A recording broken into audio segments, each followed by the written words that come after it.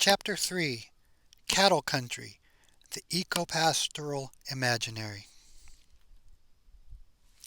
To most Americans and Australians, it seems obvious that the West and the Outback are cattle country. Scholars such as Walter Prescott Webb assure us that there is no higher or better use to be made of the semi-arid grasslands of the American West than to serve as pasture for cattle. Novels, films, TV programs reinforce this notion. Likewise, in Australia, a pastoral identity built around cattle and sheep dominates the outback. In both places, it seems impossible to imagine a future in which cattle do not play a major role. This notion, however, may have more to do with the role of cattle in the settler colonial imaginary than with their suitability for the ecology of the lands they graze. As Lawrence Buell has observed, the pastoral, which in the old worlds of Europe was a type of symbolic allegory not expected to be taken literally, became in Europe's new worlds of settler colonialism, such as the United States and Australia, a vehicle of national self-definition, as well as a template for the construction of an idyllic settler colonial pastoral way of life.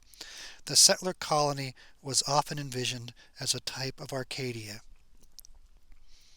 We can readily see how what had been merely an allegorical discourse of idyllic pastoralism in Europe became ideologically and materially actualized in various settlement and homesteading schemes in both the U.S. and Australia, where settlers attempted to transform that Arcadian allegory into an ever so material reality that would influence the lives of tens of millions of people and alter the ecology of tens of millions of acres of land up to the present day.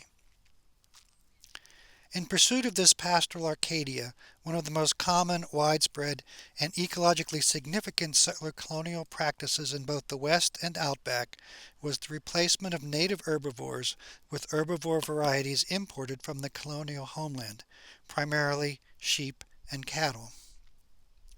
In the settler colonial pastoral imaginary, undomesticated wild herds of native animals must be replaced with domesticated herds of imported species, and the ecosystem-wide assemblages of co-evolved plants and animals must be altered to accommodate the needs of the introduced species. Ecologically dubious as it was, such an approach nevertheless abetted the conquest of new territories.